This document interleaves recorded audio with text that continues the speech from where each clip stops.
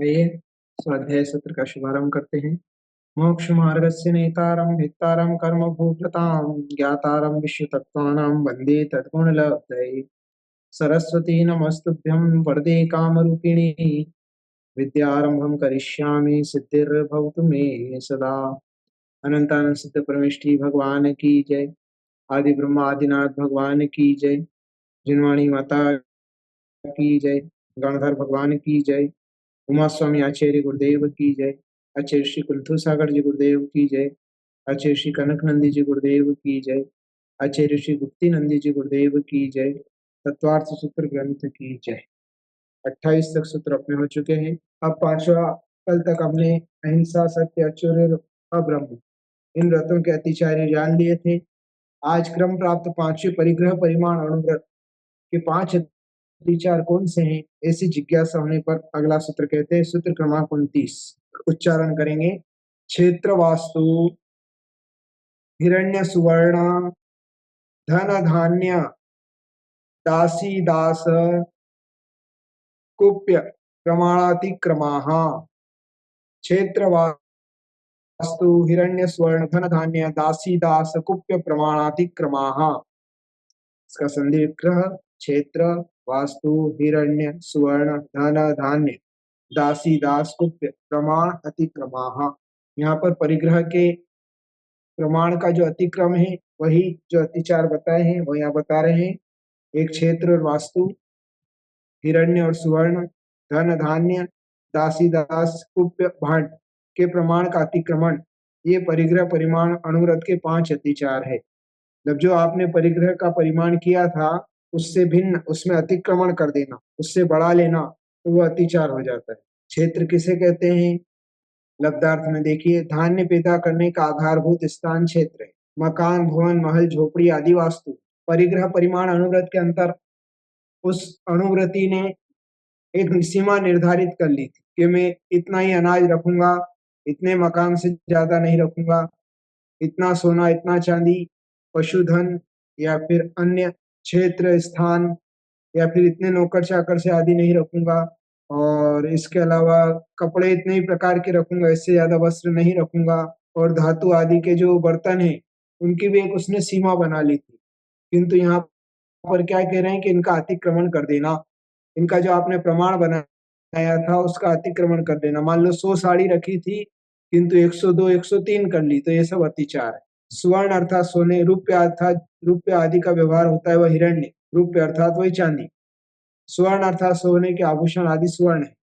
धन से गाय भैंस आदि पशु लिए जाते हैं, और धान्य से चावल आदि अनाज, दासी से स्त्री पर्याय की धाय नौकरानी आदि लिए जाते हैं, दास से पुरुष वर्ग के चौकीदार नौकर आदि लिए जाते हैं।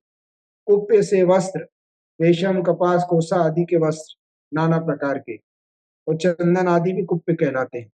और विभिन्न प्रकार की धातु, लकड़ी पत्थर मिट्टी आदि के बर्तनों को भांड कहते हैं। तो ये 10 प्रकार का परिग्रह बाह्य परिग्रह होता है। जो आपने परिमाण किया था उस सीमा से अतिक्रम कर देना। विशेषार्थ क्षेत्र वास्तु हिरण्य सुवर्ण धन धान्य दासी दास कुप्य भांड, इनके विषय में मेरा इतना ही परिग्रह अर्थात ग्रहण करने योग्य है, इससे अधिक नहीं। ऐसा प्रमाण निश्चित करके लोभवश क्षेत्र वास्तु आदि के प्रमाण को बढ़ा लेना प्रमाणातिक्रम है। इस प्रकार ये परिग्रह परिमाण अणुव्रत के 5 अतिचार हैं। सूत्रकार एवं टीकाकारों ने भांड शब्द पद को सूत्र एवं टीकाओं में नहीं लिया। सूत्र आदि में भांड आदि पद भांड पद न देने में हेतु निम्न हो सकते। 9 प्रकार की वस्तुओं में व्यक्तिगत व्यवहार स्वामित्व होता है। भांड में व्यक्तिगत स्वामित्व होना कठिन है, जिससे कुप्य के साथ भांड पद आना चाहिए, किंतु वहां भांड पद नहीं लिया गया। भांड अर्थात बर्तन भांडे, क्योंकि व्यक्तिगत ओढ़ने बिछाने पहनने आदि के वस्त्रों के उपयोग की गणना आकार प्रकार का नियम करने से उन्हें अपने पास रखता है और अपने ही वस्त्रों का उपयोग करता है, किंतु बर्तनों के आकार प्रकार की कोई सीमा नहीं होती। जैसे मिट्टी या धातु के स्वयं के उपयोग में आने वाले बर्तन सभी लोग प्रयोग करते हैं, जैसे थाली लोटा गिलास कटोरी चम्मच आदि सुबह शाम रोज एक दूसरे से बदल जाते हैं, बदल सकते हैं, अतः भांड पद सूत्र में नहीं लिया। भांड पद सूत्र में न लेने का एक दूसरा कारण यह भी हो सकता है कि जैसे क्षेत्र और वास्तु एक ही वर्ग के हैं, हिरण्य स्वर्ण आदि भी सब एक एक वर्ग से मेल खाते हैं, किंतु कुप्य के साथ भांड का वर्ग नहीं बनता, अतः भांड पद पूर्ण कर दिया। यहाँ पे बता रहे हैं कि भांड पद क्यों नहीं लिया, वो भी तो परिग्रह में आता है, तो यहाँ उसका उत्तर दे रहे हैं। सूत्र में भांड पद देने के हेतु दूसरे प्रकार से विचार करने पर निष्कल निकलता है कि जब परिग्रह के 24 भेद हैं, जिसमें 14 अंतरंग एवं 10 बहिरंग के, तब 10 प्रकार के बहिरंग परिग्रह में भांड भी परिग्रह है। ऐसा चरणानियोग के ग्रंथों में कथन मिलता है, अतः सूत्र में भांड पद भी होना चाहिए। श्री भूवलय ग्रंथ में कुमुदेंदु आचार्य ने जिस तत्वार्थ सूत्र को समाविष्ट किया है, उसमें भांड पद दिया है। कुछ हिंदी टीकाकारों ने भी सूत्र में भांड पद लगा दिया है। निष्कर्ष यह भी निकलता है कि सूत्र में निम्न हेतुओं से भांड पद होना चाहिए। भांड 10 प्रकार के परिग्रह में एक परिग्रह है। प्रतिक्रमण में भी हिरण्य भाइनवा, स्वर्ण भाइनवा आदि पदों से बर्तनों के प्रयोग के अतिचार लगे हों, वे मिथ्या हों, ऐसा कहा जाता है। साधु लोग प्रतिक्रमण करते हैं तो वहां भी ये शब्द आते हैं। गृहस्थों में बर्तन संग्रह करने की प्रवृत्ति अधिक होती है। गृहस्थों में लड़ाई झगड़े के कारण दहेज, बर्तन आदि होते हैं। कुप्य में वस्त्रों के साथ चंदन क्यों ग्रहण किया? जैसे वस्त्र आदि वनस्पति के अंश हैं, उसी प्रकार कीमती चंदन में वनस्पति का अंश होने से कुप्य में चंदन ग्रहण किया गया है।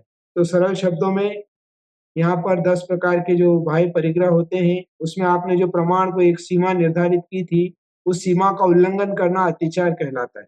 5 अणुव्रतों के अतिचार कहें, किंतु क्रम प्राप्त 7 शिरों के अतिचार में पहले से दिग्विरमण व्रत के 5 अतिचार कौन से हैं, ऐसी जिज्ञासा होने पर आगे का सूत्र कहते हैं।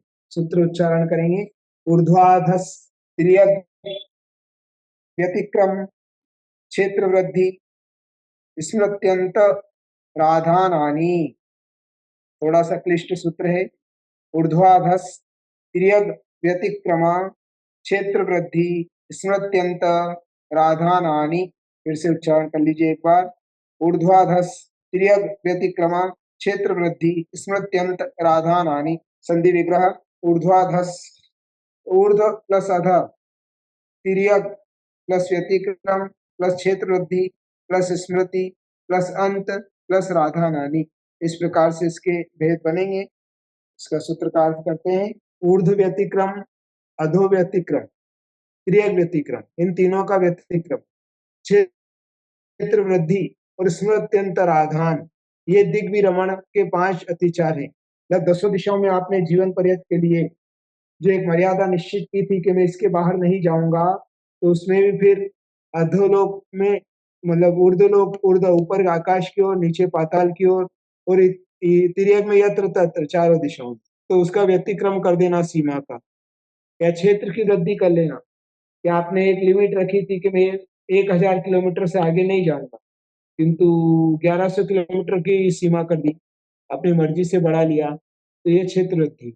और स्मृति अंतराधान अभी बता रहे हैं, मतलब स्मृति में अंतराधान हो जाना, भूल जाना, जो सीमा रखी थी वो भूल गए, तो वह भी अतिचार। लब्धार्थ 10 दिशाओं की जो मर्यादा निश्चित की हो, उसका उल्लंघन करना अतिक्रम है।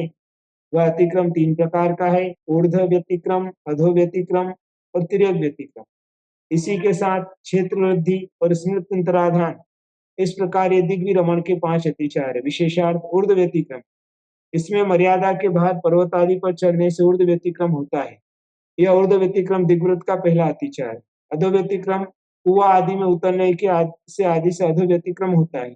आपने सीमा की थी कि नीचे 10 फुट या 50 फुट से ज्यादा नहीं जाऊंगा, किंतु जिसने व्रत लिया और वो किसी कुएं में सफाई करने के लिए, काम करने के लिए किसी विशेष कारण से नीचे उतरा और 100 फुट से भी ज्यादा चला गया, तो उसे अतिचार लगेगा। तिर्यक व्यतिक्रम तिरछे बिल आदि में 8 दिशाओं में जाने से तिर्यक व्यतिक्रम होता है।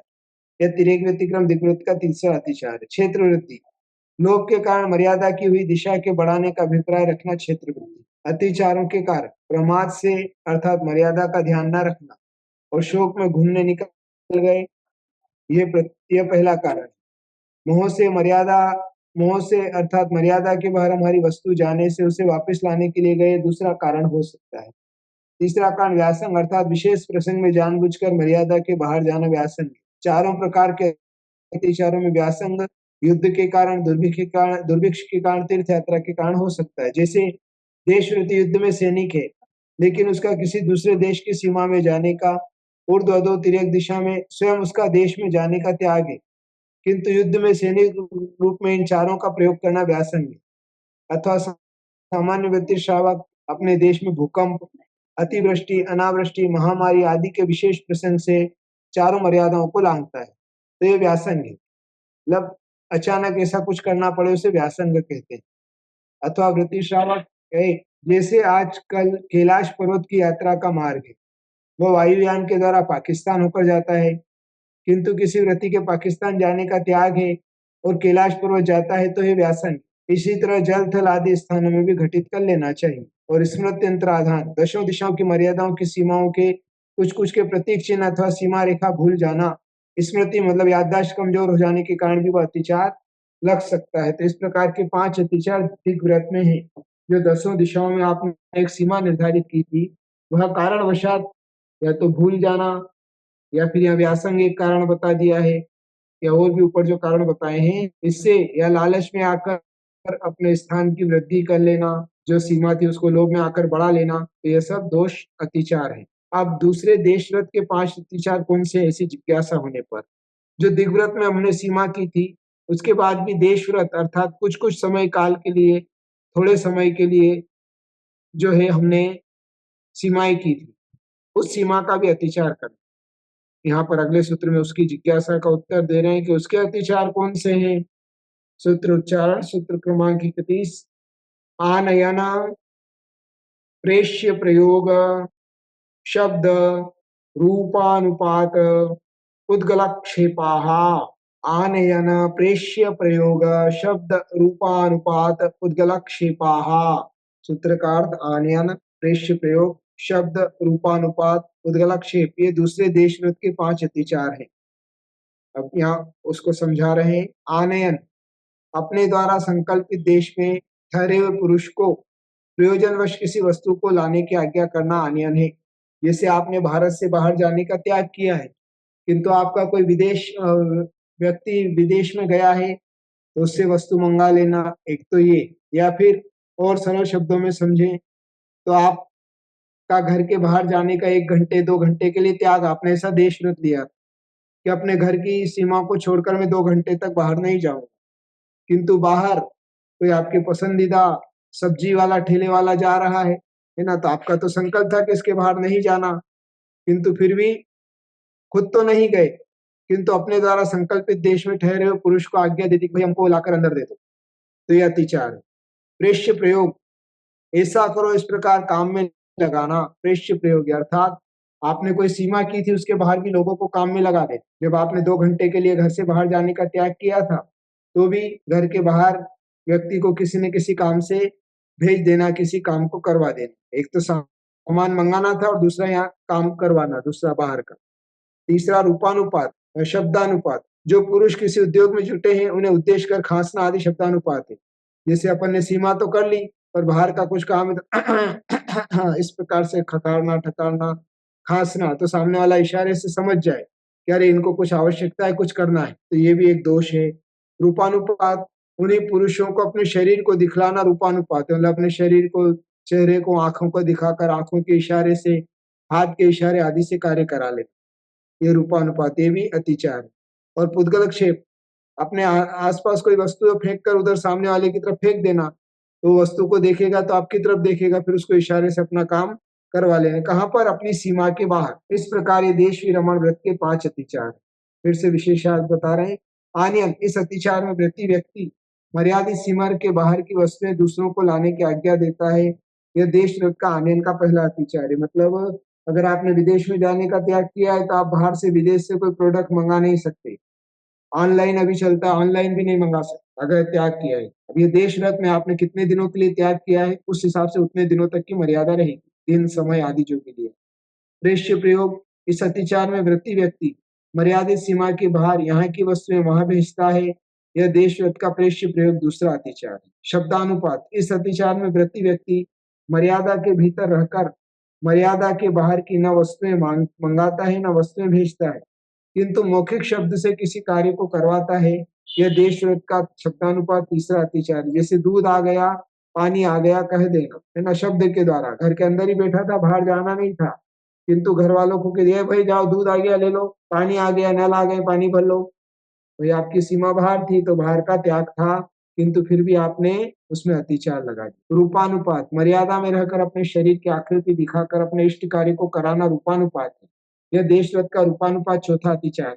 जैसे कोई व्यक्ति किसी वस्तु को लेने आया, उसे शरीर के अवयव गर्दन, आँख, उँगली, पैर आदि से संकेत करना। 5वां है पुद्गलक्षेप। इस अतिचार में व्रती व्यक्ति न तो शब्द करता है, न रूप दिखाता है, किंतु ढेला, कंकड़, तिनका आदि के द्वारा संकेत करके कार्य करवाता है। यह देशरुत का पुद्गलक्षेप है, यह देशरुत का 5वां अतिचार है। ये पाँचों अतिचार स्थूल से सूक्ष्म की ओर लगाए जाते हैं।